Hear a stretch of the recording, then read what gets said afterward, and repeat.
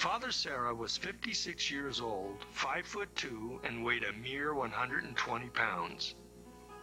He limped from a chronic leg infection, but he was the man for the job.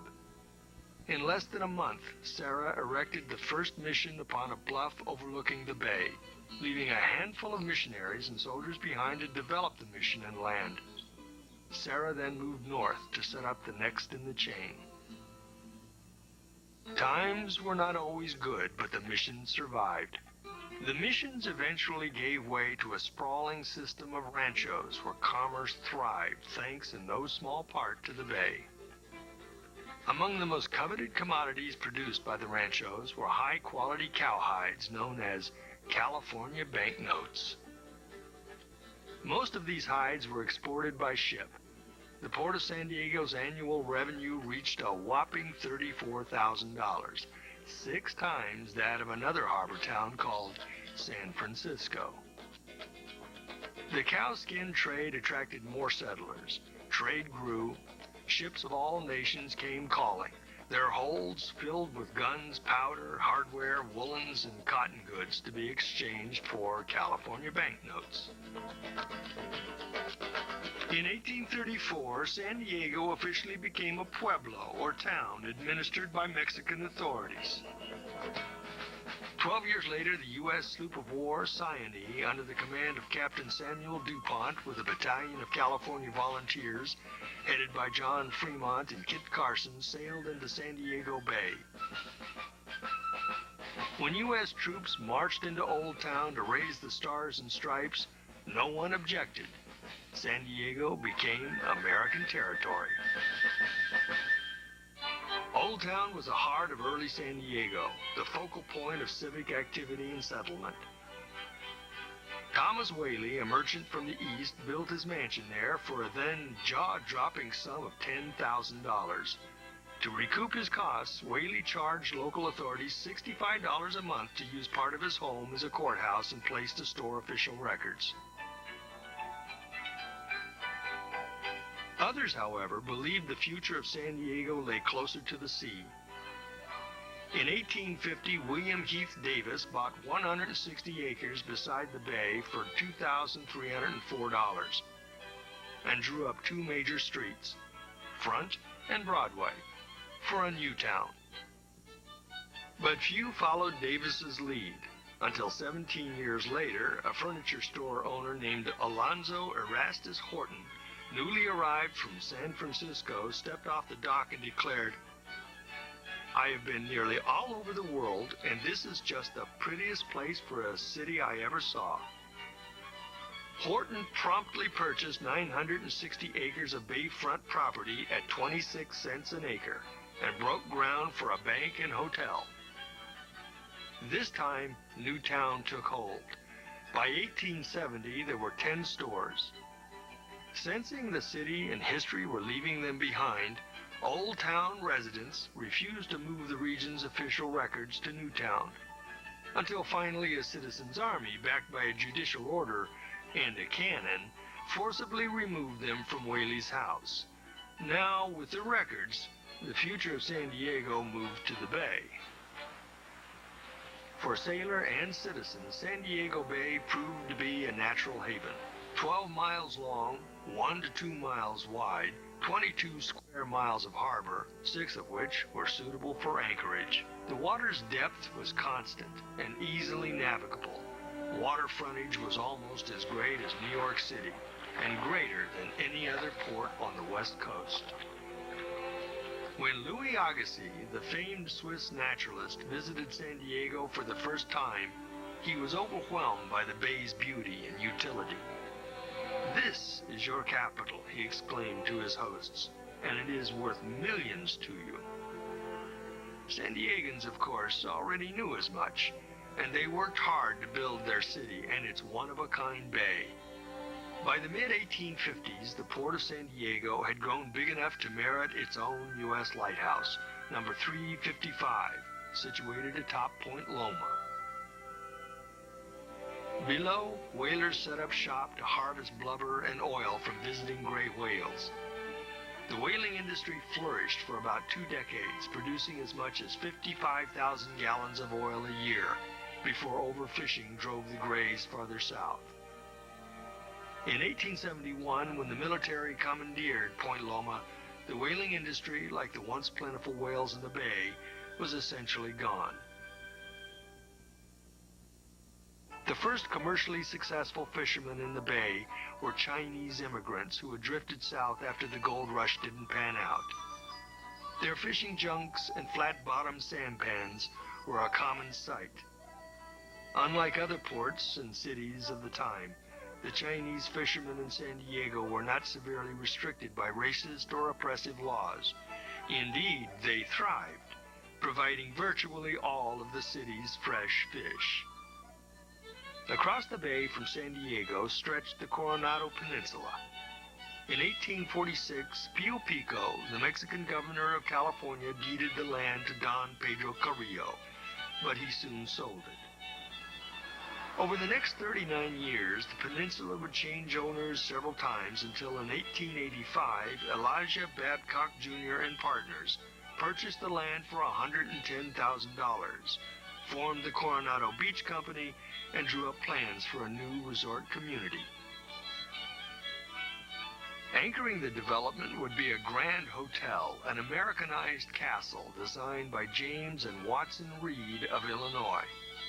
Less than 3 years later, the Hotel del Coronado opened its doors on February 19, 1888. It's said that in the rush to build, the Reed brothers actually never got around to producing a complete set of blueprints. No history of the Bay, or of San Diego for that matter, would be complete without mentioning John Dietrich Spreckels. Spreckels grew up in San Francisco, the son of a sugar magnate, but fell in love with San Diego during a visit in 1887. When the 1906 earthquake devastated his hometown, Spreckels moved to Coronado. He was the wealthiest man in town and invested heavily in it. At one time or another, Spreckels owned the city's streetcar system, 2 of its papers, most of Coronado and North Island, Belmont Park and Mission Beach, numerous downtown buildings, a theater, and the water company that supplied much of the county. It was said that Spreckels paid 10% of all the property taxes in the county. When he died in 1926, his biographer, Austin Adams, called Spreckels one of America's few great empire builders. He invested millions to turn a struggling, bankrupt village into the beautiful and cosmopolitan city San Diego is today. He wasn't alone, of course. To the south, for example, Frank Kimball and his 2 brothers bought 26,000 acres of an old Spanish land grant called Rancho de la Nacion. They too imagined a new, vibrant town, one whose trade would reach out across the country. It would be called National City. At the turn of the 20th century, San Diego boasted 18,000 residents, 14 schools, 25 churches, a $100,000 opera house, and a 1,400-acre park that was, truth be told, mostly wild. The Bay, too, remained relatively unexploited, though there were plenty of grand dreams and schemes. The city's Board of Harbor Commissioners, for example, drew up plans for an astounding 174 piers to handle future port business. There was constant talk of new railroads coming to town. San Diegans believed that if they could get the world's attention, the world would come to them. Mostly it didn't, but there were glorious exceptions, like the Panama-California Exposition. Out-of-town skeptics doubted San Diego's ability to host what was, in effect, a mini World's Fair, but locals proved them wrong. The exposition was fabulously successful, drawing almost 4 million visitors to the city between 1915 and 1917. The expo filled people's minds and imaginations. San Diego's booming fishing industry filled their stomachs, mostly with tuna. Between 1919 and 1921, California led the nation in tuna fishery tonnage, and San Diego led the state. When local fishing stocks eventually declined, San Diego tunamen set sail for distant horizons. By 1950, there were 200 locally based boats sailing the open sea. While at home, 6 canneries processed more than $30 million worth of tuna. The growth of shipbuilding in San Diego almost paralleled that of the fishing industry. In 1951, there were 6 major shipyards and a number of smaller ones engaged in the construction of small naval vessels, as well as steel and wooden-hulled tuna clippers. San Diego was, for a time, the leading fishing port in the nation.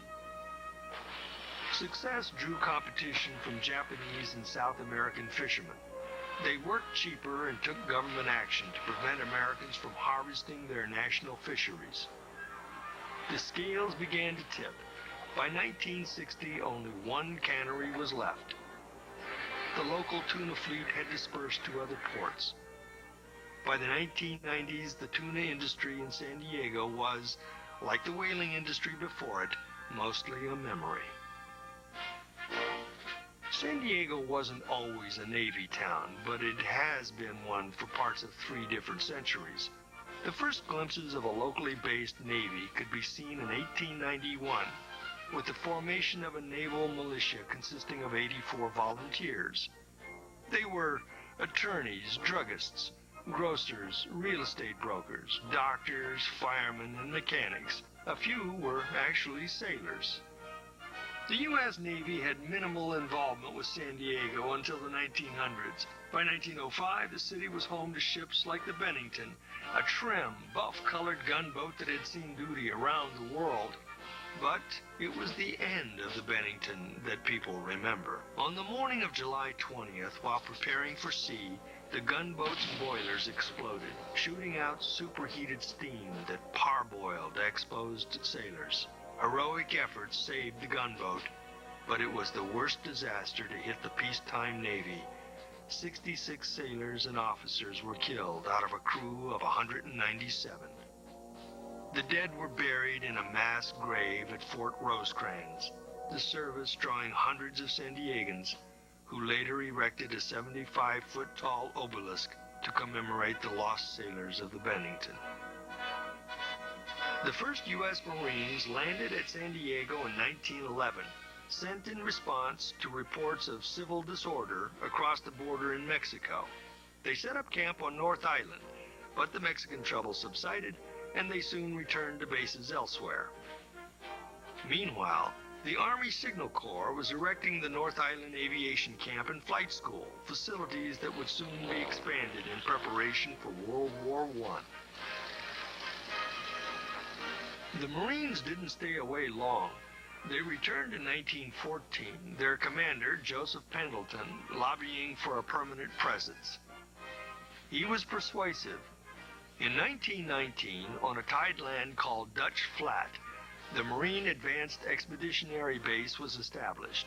The name was changed in 1948 to the Marine Corps Recruit Depot, or MCRD. World War I brought San Diego its first real taste of war, or at least the care and feeding of it. Doughboys trained here. With steel scarce, the Pacific Marine Construction Company built a couple of experimental transport ships featuring reinforced concrete hulls. In Chula Vista, the Hercules Powder Company made smokeless cordite gunpowder for the British Army. Why there? Because one of the main ingredients, kelp, was close at hand. After World War I, demand for gunpowder declined. San Diego Oil Products converted the plant into the nation's largest cottonseed warehouse, importing raw material from the cotton fields of Imperial County. The plant did well until a 1929 fire gutted the structure. Farmers took over the land through the 1970s until that became unprofitable, and the area was abandoned to illegal dumping.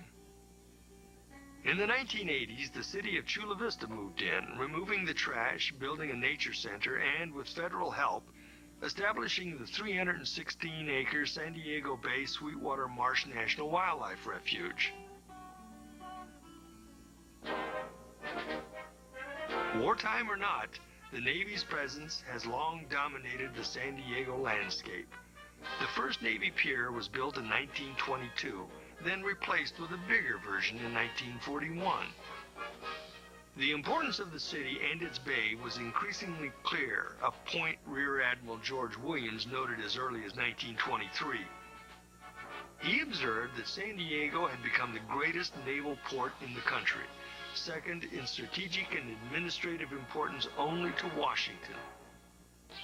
World War II only underscored that point and changed everything. The war ended whatever was left of San Diego's obscurity. Thousands of sailors and Marines trained in or passed through the area. Thousands more civilians moved here during the war to work in defense plants such as Convair and Ryan. It was also during this time that Western entrepreneurs and politicians created some of the nation's most productive shipyards and aircraft factories. When Fred Rohr moved his aeronautical company to Chula Vista in 1941, it doubled the city's population to 10,000. When the war ended, San Diego's modern future began, with a lot more people willing to start and restart their lives here. San Diego Bay is a living thing, and so it changes with time. The original Shelter Island, for example, was just a glorified mud bank until dredging in the 1930s piled bay bottom at the foot of Byron Street, ultimately laying the foundation for new boatyards, businesses, and hotels. Shelter Island was built to protect moored yachts. Harbor Island was the product of really big ships. In the early 60s, more dredging was required to accommodate the Navy's biggest aircraft carriers. That dredged material became Harbor Island, located just 900 yards east of the city's airport and home to another bay landmark, the Harbor Island Sheraton, which opened in 1972. As far back as 1927, John Spreckels Ayers had envisioned another kind of landmark, a bridge that would span the bay from downtown San Diego to Coronado. But nothing came of the talk. Repeated efforts to rally support and funding failed. With no bridge, ferry service in San Diego Bay was as brisk as a sea breeze. The Coronado Ferry Company, established in 1886, shuttled more than 3 million cars across the bay each year in the mid-50s. But the bridge idea just wouldn't go away. In 1964, advocates tried one more time. This time, they had the backing of the owners of the Hotel del Coronado and the Navy. The Navy wanted a faster way to transport their 5,000 workers across the bay to its bases in Coronado. In 1967, construction finally began on the $50 million Coronado Bridge, a 2.2-mile curved ribbon of concrete and blue steel that opened in 1969 and has become part and parcel of San Diego's visual landscape. Before World War II, San Diego's Harbor Department oversaw just 2 commercial wharves. But the city grew fast. Commerce burgeoned. A cotton boom in the Imperial Valley alone required the construction of a railroad spur into the port and massive new transit facilities. Even more facilities were needed. But government officials like Senator Jim Mills realized that smart development of the waterfront demanded coordination among the 5 different cities, San Diego, Chula Vista, National City, Coronado, and Imperial Beach, that controlled portions of the bay's tidelands. A single agency was needed, one that could combine the resources and interests of all the cities and ensure that the bay was wisely developed and prudently protected. The result was the Tidelands Act of 1962. This act established the San Diego Unified Port District, funded by rent collected from port properties. The Port District immediately went to work developing the National City Terminal and expanding nearby Lindbergh Field into an international airport. The district also acted to preserve the bay and restore areas hard used by more than 2 centuries of development. Water quality improved, fish returned. By the mid-1990s, the bay was home to 78 different species. On shore, the district oversaw the development of recreational and tourist facilities.